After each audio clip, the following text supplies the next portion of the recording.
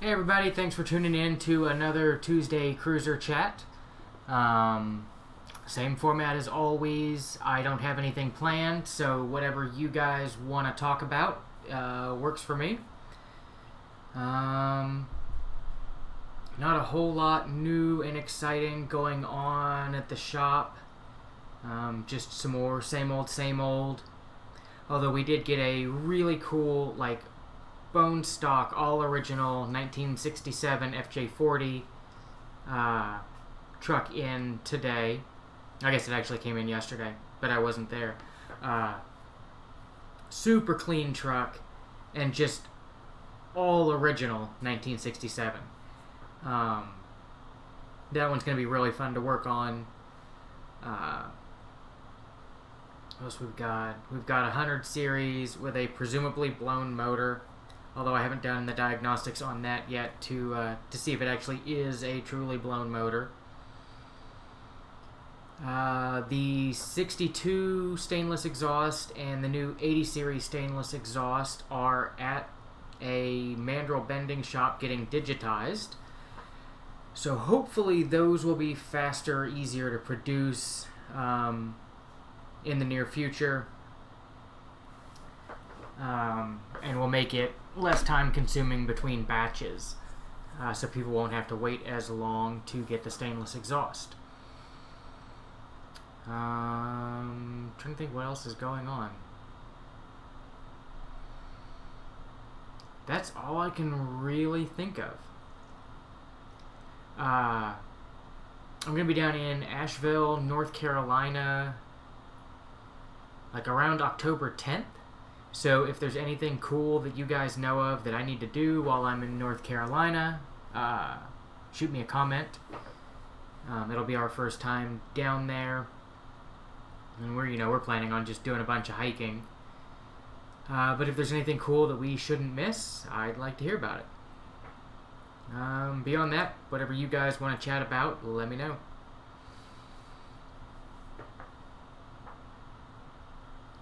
I did not mention the Redline 4080. Yeah, that came in. I guess that came in yesterday too, while I was out for some gremlins that it's got. Really cool concept. 4-door 40 series aluminum body on an 80 series chassis and drivetrain. It'll be interesting to go through. It's got some weird electrical gremlins that we've got to track down. So it looks like we'll be tearing into quite a bit of the truck to figure out what's going on. But really cool looking truck.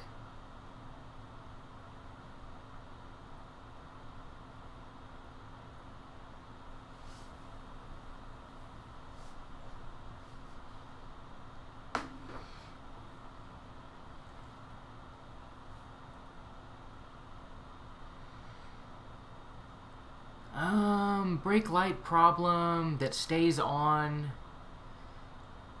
Are you sure that you've got the brake light switch adjusted properly? I've seen those get, I can't remember if it's screwed in too far or not far enough, and hold the switch or hold the brakes on. Also, there's a return spring, I think. If that gets weak, it can let the pedal bounce against it. Otherwise, if you've got an aftermarket aftermarket hitch wiring, like one of the generic flat 4 converters, those can short out internally and keep the brakes on.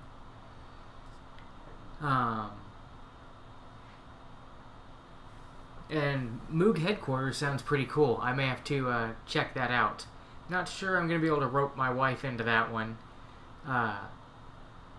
But we shall see. I'm not sure how I'm going to be able to be like, hey honey, it's our anniversary. Let's go to the Moog headquarters. But I may try to sneak away and do that one on my own. And hey Silver, no problem. Chats are fun. Sorry there was no chat last week. I got here and went to get everything set up, and my laptop updated, and it wouldn't stop doing the "don't turn your computer off, update in progress," and did not want to do that, or didn't want to come online.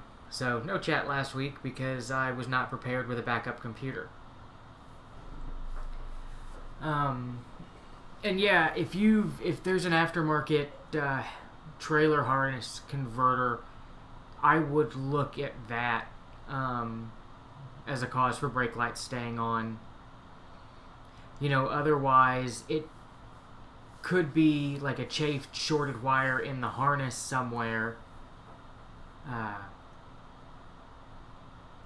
But that would be harder to find. I guess also double check that you've got the right bulbs in there. Sometimes if you've got the wrong, like if it's supposed to be a single filament bulb and you've got a double filament or vice versa, those can backfeed the circuit. So check all the bulbs to make sure they're right.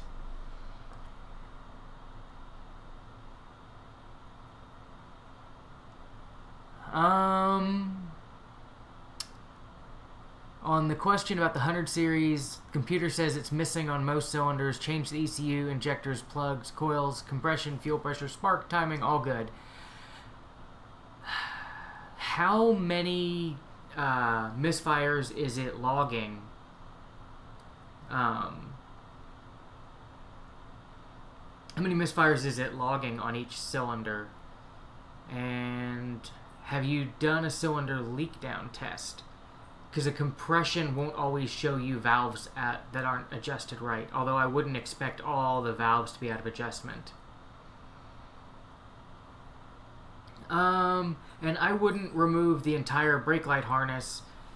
Usually they do a really crappy job of splicing the trailer harness controllers in. I would just undo the trailer harness. Take it out of the equation to see if that helps.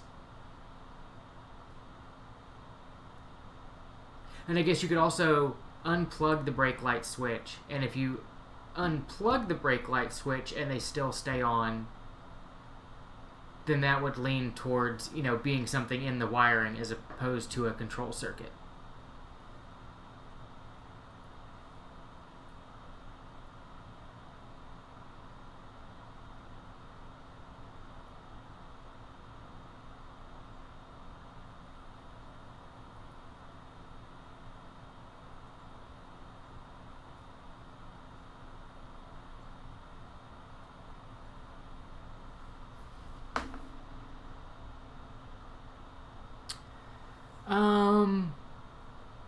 Have you checked the cam timing?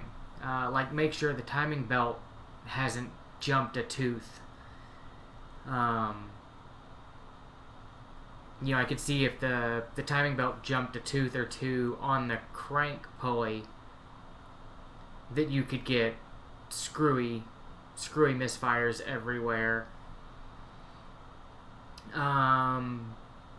Beyond that, have you checked the fuel trim numbers? Like if you're watching on a scan tool, what are the fuel trims doing for bank 1 and bank 2?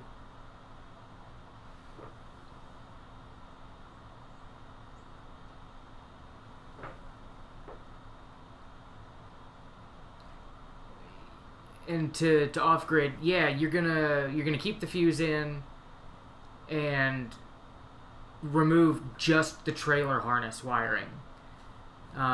You should be able to see it spliced into the factory wiring, and just you want to check all the splices and remove that to see if that fixes your brake problem. And yes, I am planning on doing a factory diff lock rebuild video. I got rebuild kits from Wits End to do the ones on my 80, which it turned out mine's only got a rear locker. Somebody swapped out the front one, but I am planning on doing at least a rear e-locker rebuild video.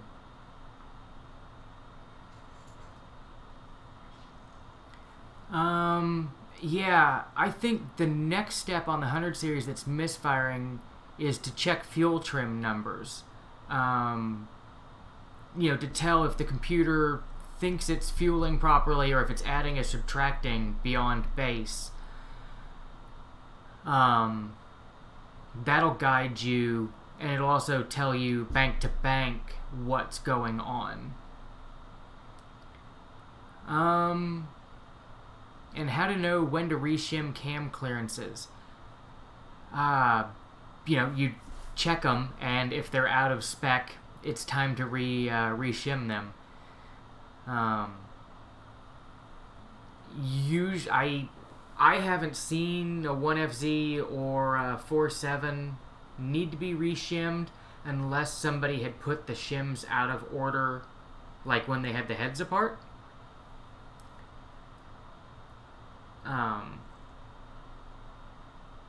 But yeah, I mean, you just check them every now and then, like when you're doing valve cover gaskets.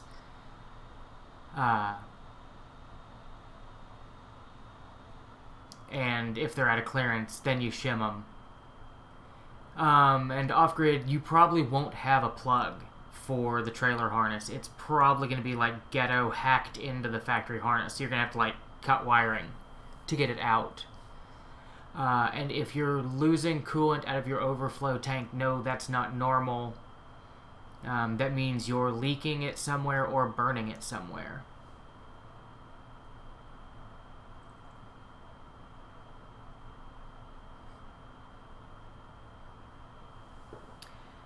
If you're just starting to get a head gasket leak, you won't always see water in the oil or coolant in the oil, because the cylinders will burn it off before it makes it that far.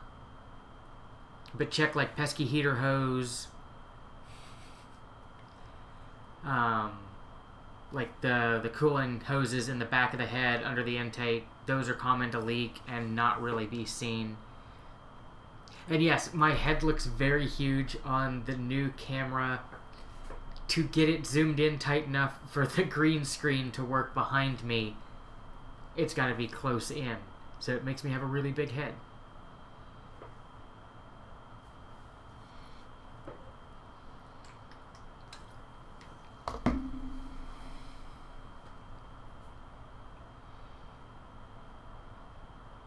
But on the 100 series, if you can get a scanner that'll show you fuel trims, like plus or minus 4%, is in the realm of normal. When you start adding or subtracting 10 to 20% over base fuel, you've got a concern, and you can use that as a diagnostic tool. Like, if both banks are, adding or subtracting fuel, then it's a sensor that affects both banks. It'd be like mass airflow sensor, coolant temp sensor, something like that. If you're only seeing the fuel trim changes on one bank, then you can start looking at like injectors, ignition, stuff like that.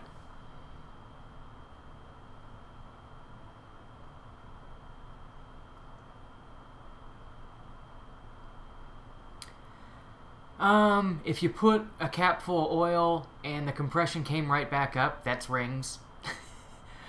But 160 it's not that low.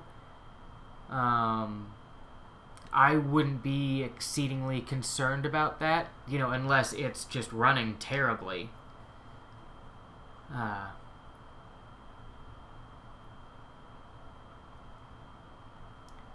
Yeah, I wouldn't be super concerned about 160 on one of them. And glad the head gasket videos were helpful.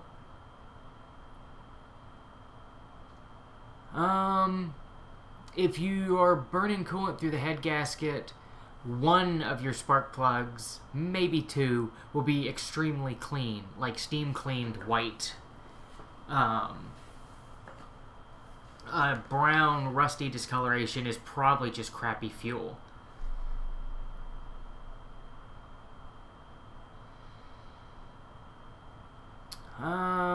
Codes 24 and 32. I don't know the OBD1 codes off the top of my head. I want to say 24 is either rich or lean. I don't know 32. I would not recommend putting LED bulbs in the instrument panel. We had an 80 series come through like a year or so ago that had all kinds of weird drivability issues that were horrible to trace down, but when you unplugged the instrument panel, everything ran right. And it turned out it was LED lights that he'd put in there that were backfeeding different circuits. So I would not recommend doing LEDs in there. And greetings to Boulder. Hope you're having fun out in Colorado.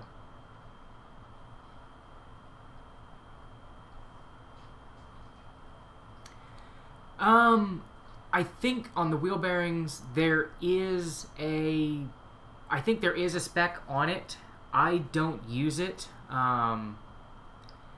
We tighten the wheel bearings up to like 50 foot-pounds, spin the wheel, or spin the hub a couple times each direction to get the grease settled in, back the nut off, tighten it back up finger tight, and then add like an eighth to maybe a quarter of a turn. Usually it's about an eighth, and that gets them right in the right feel. I'm pretty sure there is a Toyota spec on it, but that's the way I was taught to do wheel bearings. So that's just the way I've always done it.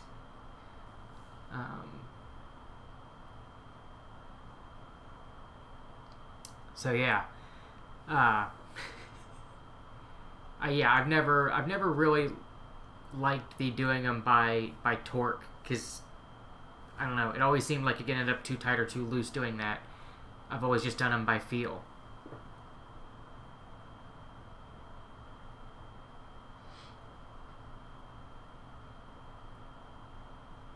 Oh yeah, I guess I have done wheel bearing adjustment a couple of times in some of the videos.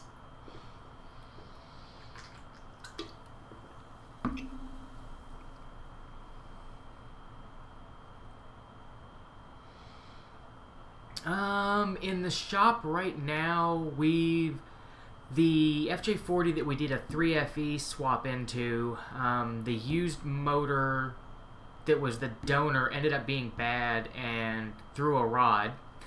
So we're in the middle of swapping everything to another donor motor and swapping that in. We've got a 40 series that got power steering and knuckles and lift. We've got one of the 4080 series Utes that Redline built for some electrical gremlins. We've got a 67 FJ40 like bone stock original that's in for a bunch of leaks, and a bunch of random stuff. Yes, the 3.5 steering products are about all we use. Other than factory Toyota. I've had really good luck with them. They hold up quite well.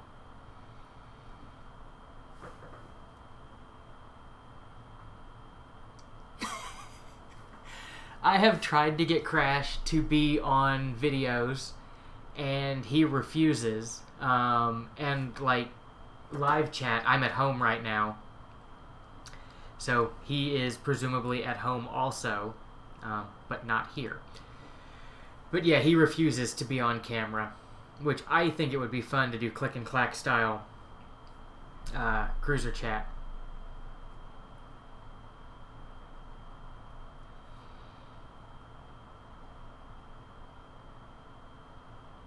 Oh, and I guess the other cool project that we've got coming up, I'm in the process of rebuilding a 5-speed and swapping over a bunch of random stuff on it, and supposedly we've got an 80 series turbo kit coming soon, which will be super awesome. I will definitely be doing install video on the Wits End Turbo. But it sounds like that may be showing up in the next couple of weeks.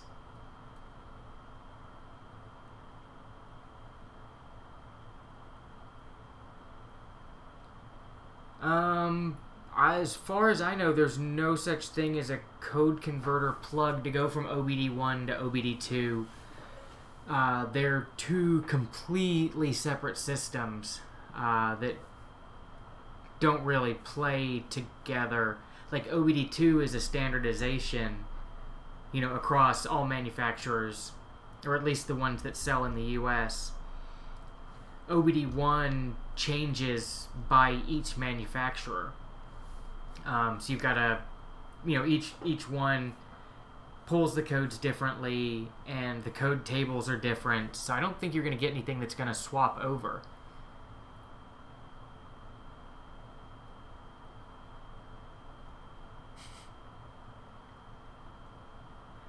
"48 foot-pounds seems really tight." Are you sure it's not inch-pounds?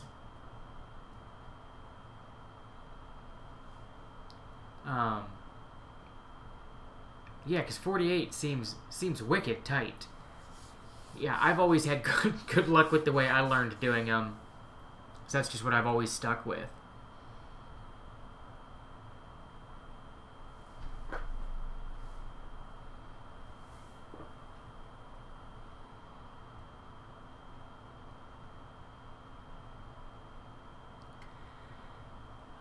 We usually use, I think it's the Joe Gibbs Racing. It's like BR Racing break-in oil. We'll use that for like the first couple, like 500 miles. And then we just swap it to, a name brand conventional oil, to finish breaking in after that. Beyond that, I don't have any super specific recommendations. And yes, you can change the D-light, at least on 95, 97s. If you pull the instrument cluster out, there's like a vertical white, looks like plug in the middle of the cluster. That kind of snaps and pulls out, and it's got a bunch of light bulbs in it.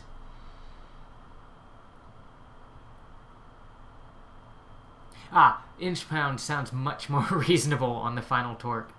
And hello to Malaysia.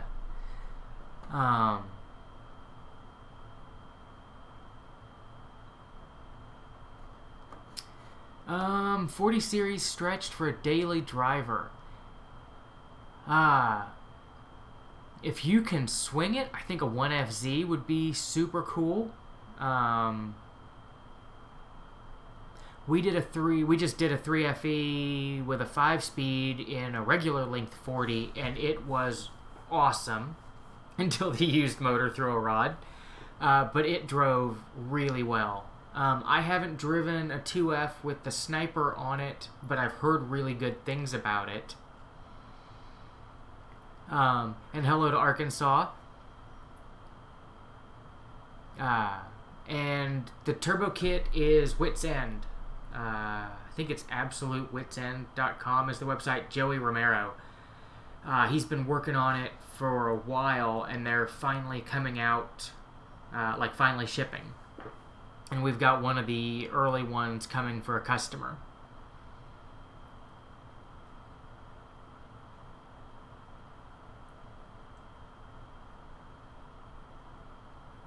And yeah, to off-grid, I'm not sure what you're asking about the converter.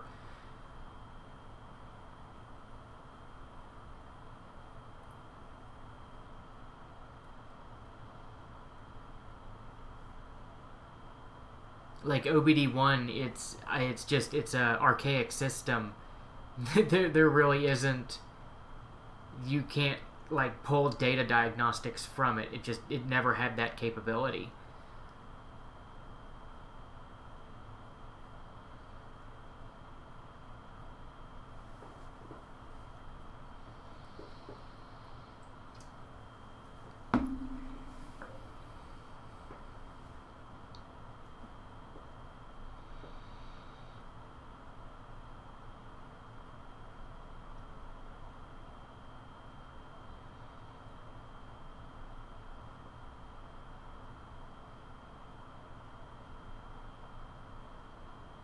I didn't see a link come up.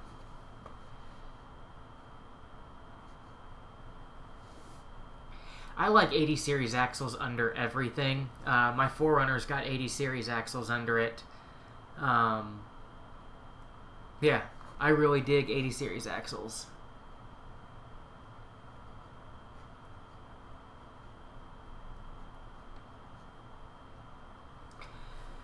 It is the 80 series exhaust system is currently at the digitizer. It got dropped off,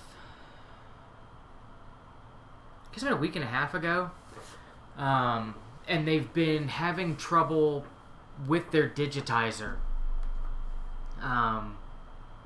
So yeah, I'm just waiting to hear back on them getting it digitized. So hopefully soon.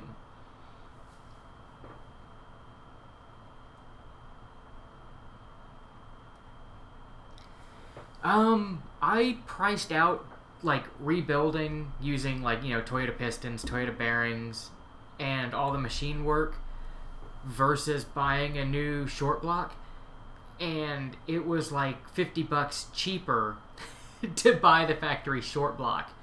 So that's the way we've done it. We've done factory short block and just rebuilt the head. And that's the one that's the Wits End turbo kit that's coming in. The guy's got a new factory short block. We're going to rebuild his head, but with a Cometic MLS head gasket and ARP studs, and then put the turbo kit on. And I do not know how hard it is to rebuild 80 series axle lockers. I've yet to have to do it. I just got the Wits End rebuild kits, like I was saying a little bit ago, for my truck, but I haven't actually jumped into doing it yet. I've pulled them apart to get them to like manually lock and unlock, but I haven't yet gone through like the cleaning procedure and really, cleaning them, figuring out what's going on, and putting them back together.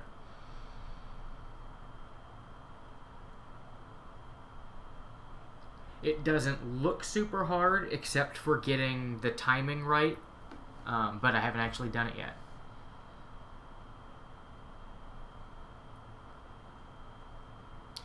On an LX450, you have to take the front wheel bearings and wheel hubs off to change the rotors.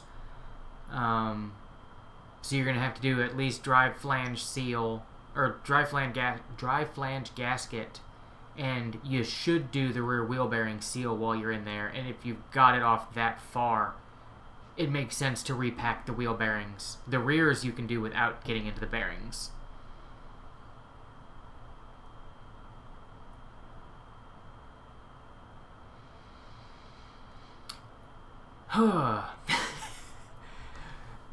Budget to stretch a 40, 1FZ, 5-speed swap with locked 80 series axles is going to be very, very expensive.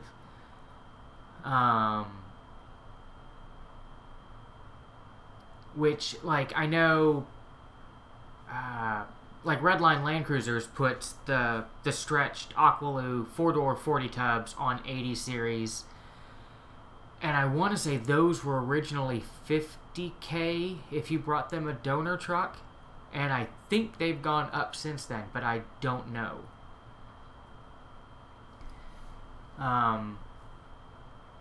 But yeah, it depends on the condition of everything to begin with and exactly how you want everything done, but 40, 50, possibly more. It just depends on what all gets done and what local labor rates are.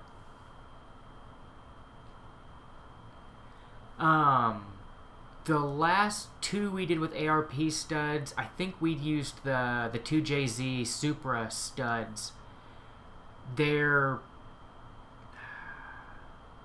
want to say they're a hair shorter than the stock bolt, so you can't like run them all the way down. You kind of have to run them in till the nut looks right, and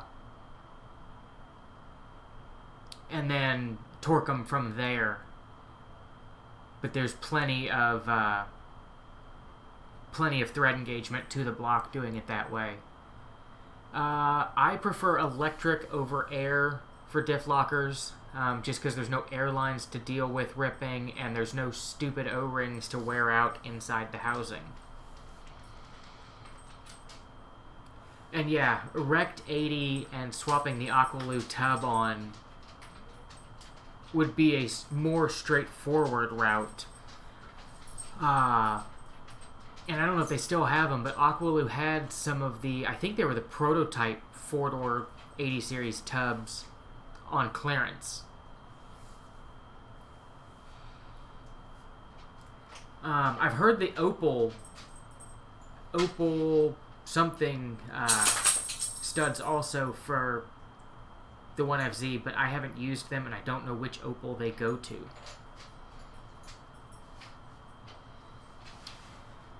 I wouldn't be super scared of 300,000 on the drivetrain of an LX470. I would be scared of the rust and corrosion on the frame and underbody on an LX470.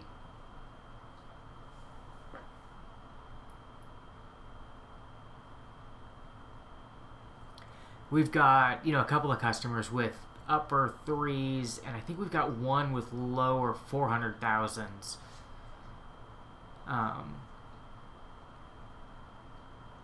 So yeah, I wouldn't be scared of the mileage.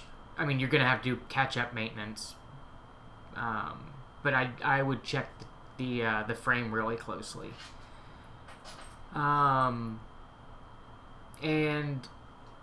for the 1FZ, if it's a standard rebuild, I prefer just the factory head bolts and factory head gasket. On the ones that are getting turbo or supercharged, we use the Cometic multi-layer steel head gaskets with ARP 2JZ head studs. And even being a Texas truck, I would still look very closely at the frame. The 100 series just seem to rust.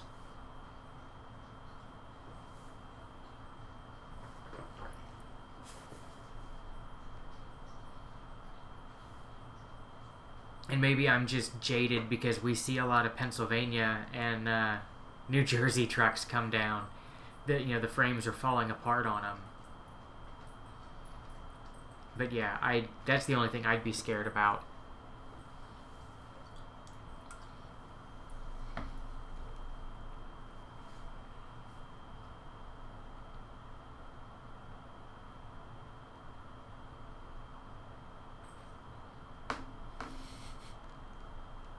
My phone just alerted me that I'm live now on YouTube. I was not aware of that.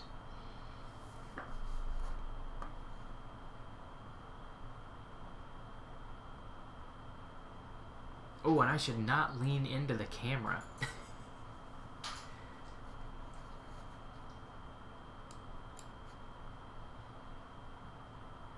trying to think. Yeah, born in Fort Worth. Went to elementary school in Arlington, and then 5th grade in San Angelo, and then back to Arlington for a year. And then Greenville for middle school and 9th grade, and then we moved to Virginia for 10th grade. So yeah, first 15 years I was in Texas. And my 4Runner is originally a Texas truck and was absolutely rust-free until its second year here. I don't think the 2JZ's got the low-end torque that you would want in a Land Cruiser. It's going to be high RPM, horsepower, but I don't think it's going to have the off-the-line grunt that you'd be looking for. I know the 7M GTE I had in my old Supra, dump trucks beat that thing off the line until the turbo spooled. It was slow until the turbo spooled up. Nope, not military brat. Dad just was a engineer, contractor guy.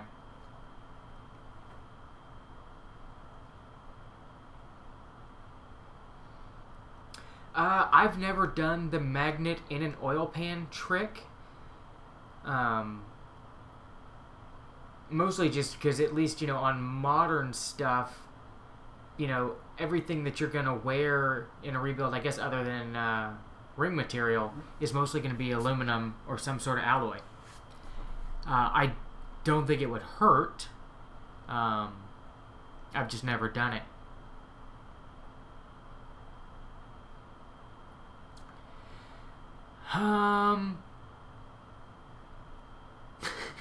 On the time of how long would the Daily Driver 40 series project take, I am terrible at estimating timelines. Like, the 3FE swapped 40 was at the shop for a year. But a lot of that was like going back and forth, waiting for parts, and just running into different gremlins. The 4080 Aqualoo one that was at Redline that we've got in the shop right now, I want to say that was 3 or 4 years, which seems long.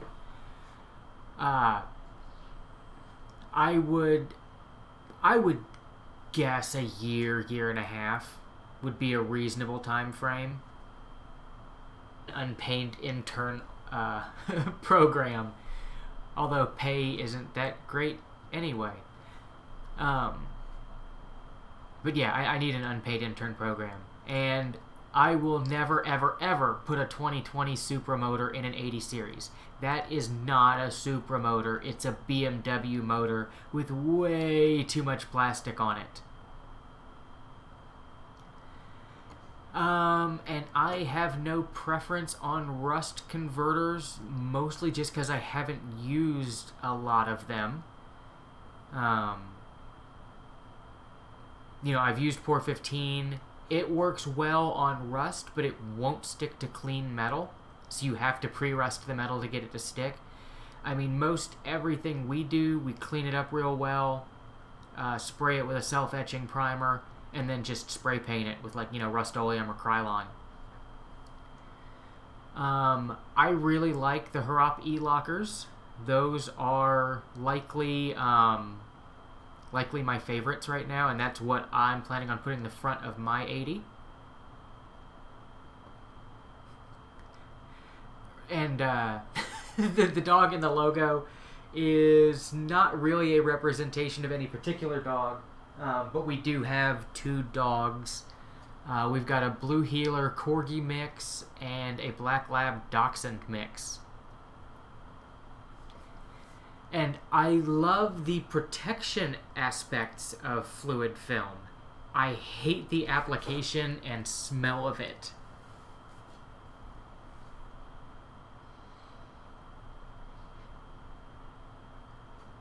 And yes, 95 Supra is awesome. I'd love one too, but I still can't afford one. And 3FE 80 series, what gear should you swap to? It really depends on what size tires you're running. The bigger the tires, the lower the gears. But honestly, a 3FE 80, there's not a ton you're gonna do to improve it.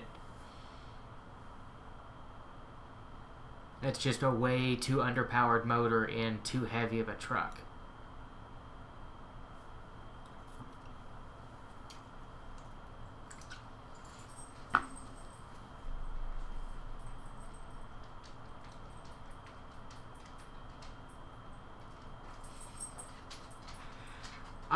I am not sure how Trillion's lineage came about, but she looks like a black lab that somebody shoved a wiener dog head on. So that's our best guess as to what she is.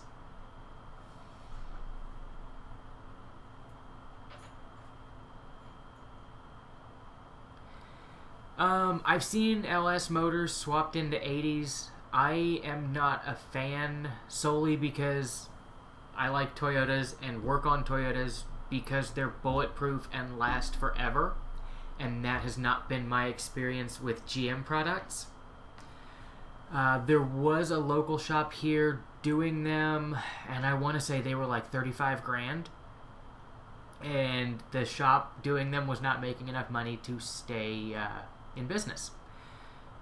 So probably more than that.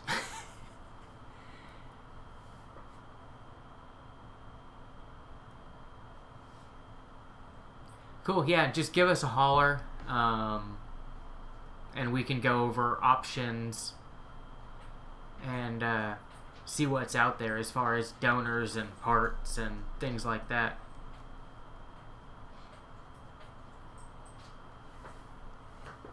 People are talking about you guys on the internets.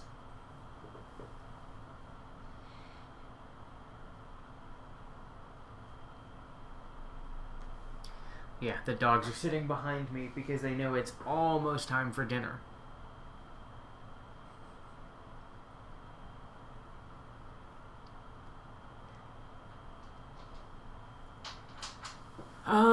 Yeah, like, technically I am registered for Fall Crawl at the end of October. But I highly doubt that the Shady 80 is going to be trail worthy in time to go. Although I might be able to get my Forerunner running in time to make it. So I may take the Forerunner to Fall Crawl, which the Fall Crawl is at a park called Gore, which is mostly hardcore wheeling, so the Forerunner will fit in better with that anyway. So, yeah. Yes, the plan is to wheel it once it's ready, and make it a shop kind of showcase truck. And with 35s, you know, you're probably looking at a 488, maybe 529 gear.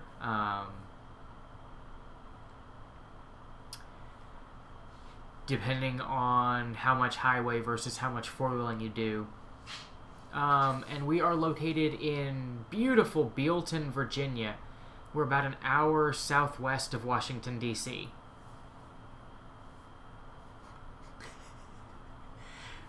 And what's going on, T25? Glad you could make it.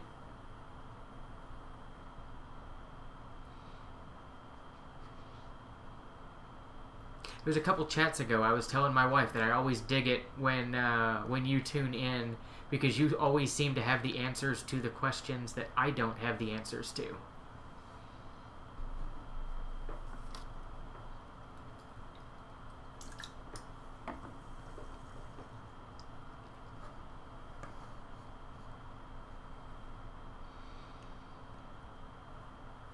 But the Shady 80 is almost roadworthy. I need to do front calipers and change the water pump and then put the exhaust back on, and then I should be able to pass safety inspection and at least start driving it. So I'm kind of hoping the exhaust digitizing shop hurries up and fixes their digitizer so I can get my truck on the road.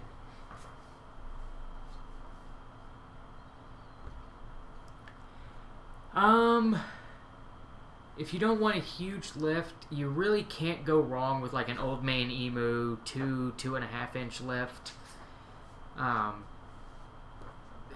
They've, been the go-to for eons. They ride well. They're easy to install. That's what we most commonly install.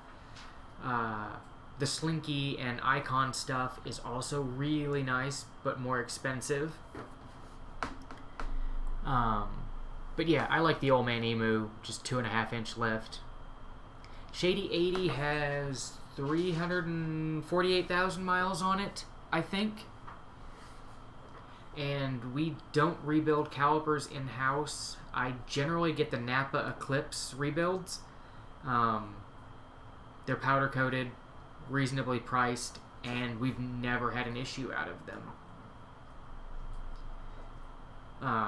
The Shady 80 actually has rebuilt Toyota calipers on the back, just because Napa was out of the eclipses when I rebuilt the rear axle. But normally we use the Napa Eclipse.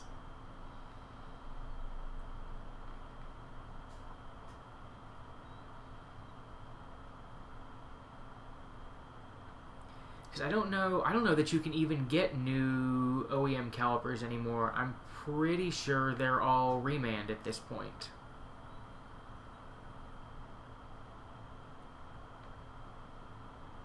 I could be wrong, but that's all that my local guys have ever offered me. They haven't offered me a choice of new ones.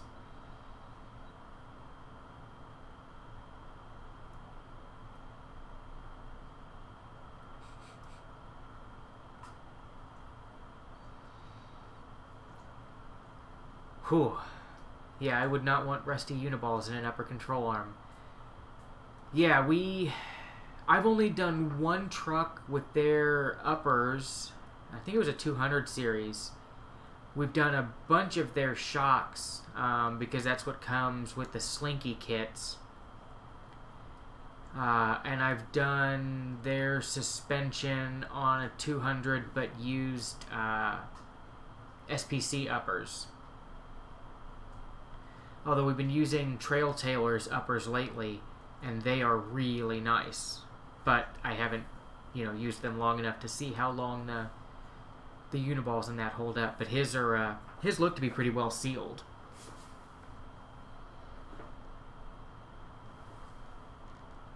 And owner would know. Yeah,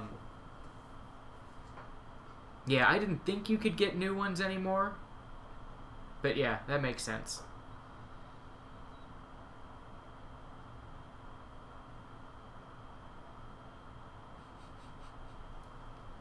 Yeah, spell check does not understand remanned or remanufactured, and it always comes up funky.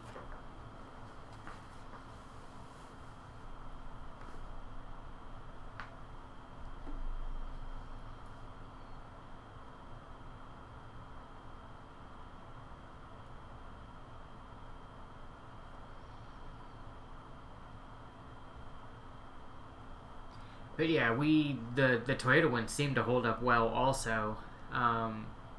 It's just usually faster for us to get the Napa ones because we run through them enough that our local store stocks them.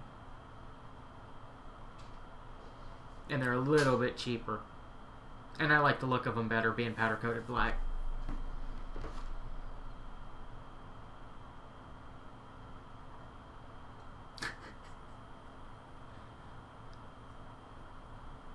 Autocorrect kills me all the time. And then some kind of swipe typing turned on my phone. And I guess I don't lift my fingers enough while I'm typing, and it'll just start making complete words and filling in blanks, and yeah.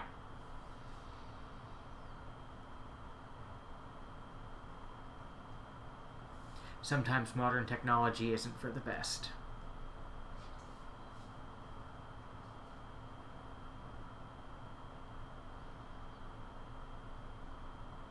Oh, and I finally started editing the FJ40 4-speed transfer case and transmission rebuild videos over the weekend. Although I somehow lost the second half of all the footage, so I have to find the memory card that has the rest of it. What are the symptoms of bad airflow meter on a 94?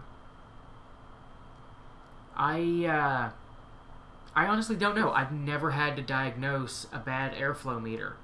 I would assume you would be getting like richer lean codes and maybe some sluggishness and misfiring, but I've never had to diagnose it, so I'm not for sure. And yeah, I would go Napa calipers and factory rotors for sure. Awesome. Glad the parking brake video was useful. That one almost didn't get posted because the footage was missing chunks and the audio was really weird. There's actually a wheel bearing video that goes along with that series that I never did finish because it was so weird. I had a lot of weird audio issues on it. Yeah, I am definitely getting too old for modern technology.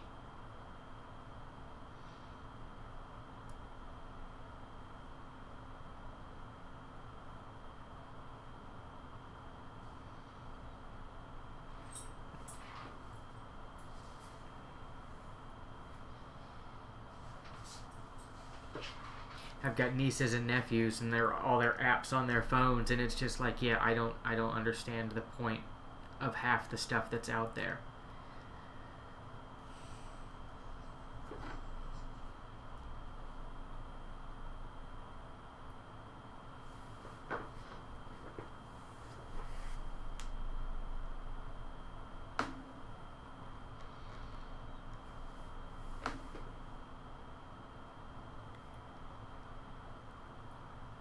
So the rear axle rebuild video is the one I was just talking about. I filmed it, and I did like rear calipers, rotors, parking brake, and rear wheel bearings, axle seals, like all as one series. But when I went back to edit the wheel bearing portion of that video, it's missing chunks. Like there's chunks of the footage that cut out, and I was never able to splice it together well enough to make a good video out of it. So I need to go back and reshoot that on another truck. We just haven't had a rear axle rebuild come back in since then.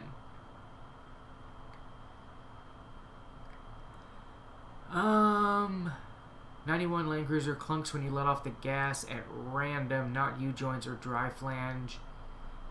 Have you checked the slip joints in the drive shaft? We've replaced a ton of 80 series drive shafts in the last year or so for the slip joints being worn out and clunking.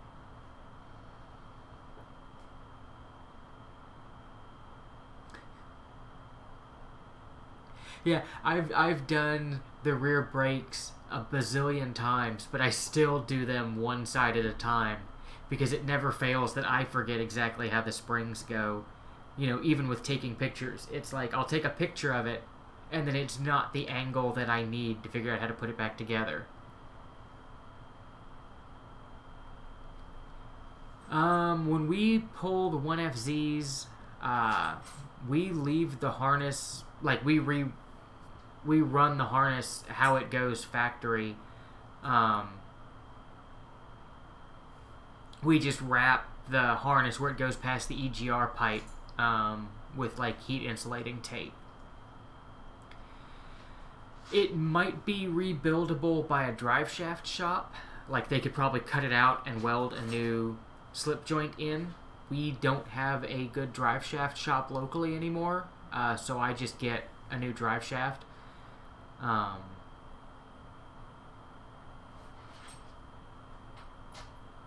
Trying to think what else could make a random clunk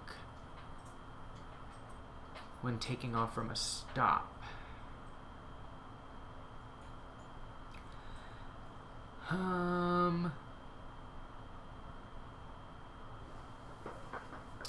I'm not sure. Like the FJ62s, and I guess the FJ60 to some extent, the input gear on the transfer cases would wear on the output splines of the transmission and would get really sloppy and would clunk, park to drive or drive to reverse. But I've never seen that in an 80 series. Oh, and that's a good point. The bushings on the control rod or control arms on the rear axle could clunk. And I have seen especially the upper bushings get really dry rotted on those. So if those were completely shot, those could let the axle roll enough to clunk. See, that's why I was saying it's good when you tune in.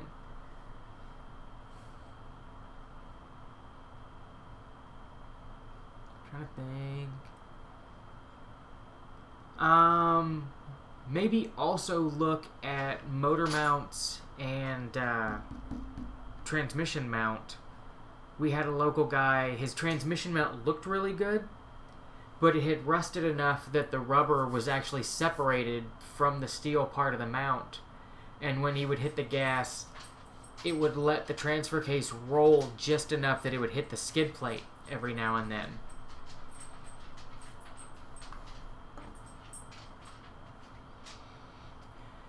Yeah, I think all the 80s have a bit of a clunk at some point, or at this point.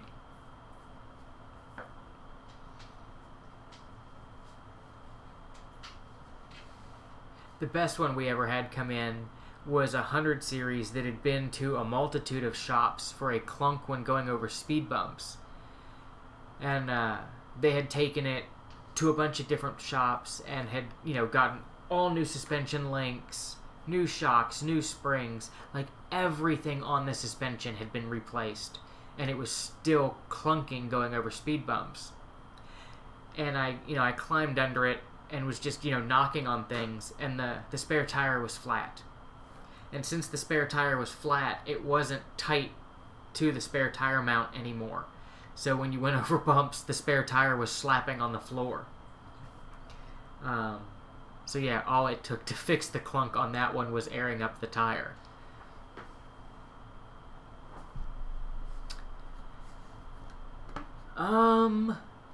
I feel like I did shoulder belts in the back of a 60, like, eons ago. Like, 15 to 20 years ago. I don't really remember any of the specifics behind it other than, just needing the trim out of, I think it was a 62. I think everything came out of a 62. And everything was bolt in.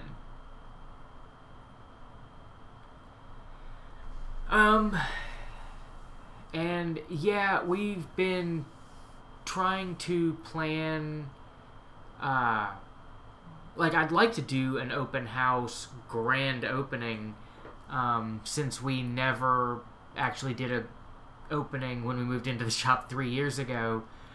But the race team that was renting the other half of the shop still hasn't gotten all of their, like, scrap vehicles out of the parking lot.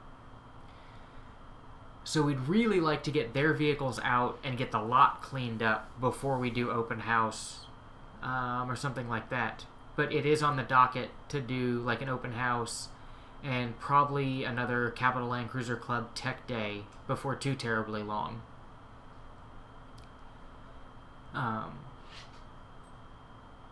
So yeah, it's on the docket. I just don't know when. And to Mike with the 100 series, if it's bent, there's no fixing it. You can probably get away with just getting a mast though, and not have to get the whole power antenna. Like, you undo the little keeper nut that sticks through the fender, and when you power up the antenna, it'll spit the entire mast out, and then you can feed, like, it'll take two people, you hold the mast ready to go in, have somebody else hit the down switch, and it'll suck the new mast in, and then you just put the new nut back, or put the nut back on top. And if you're lucky, you can get away with that. Every now and then they'll break some of the mast, I guess drive gear would be the best. It looks like weed eater string with teeth in it is what actually feeds it up and down. Sometimes that'll break off down in the housing, and then you've either got to take the whole housing apart and try to fish that out, which I've never been successful in doing, or replace the housing.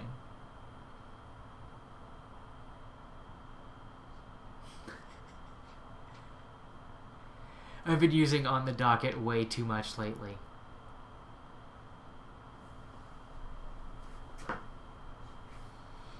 And that reminds me, I'm going to write myself a note to email the race team guys and find out when they're going to get the rest of their vehicles out.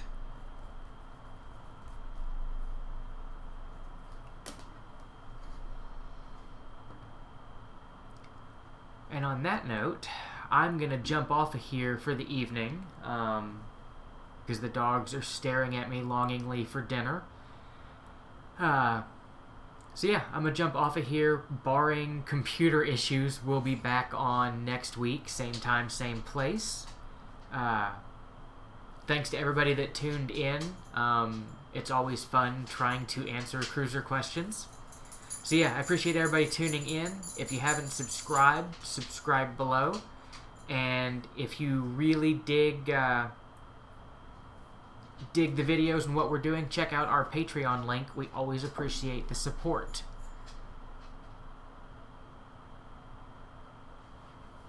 And the Celestial Designs. Yeah, it's crazy how much adjusting the kickdown cable. It's crazy how much doing the kickdown cable can adjust things. But yeah, I will catch you guys next week. Thanks again for tuning in.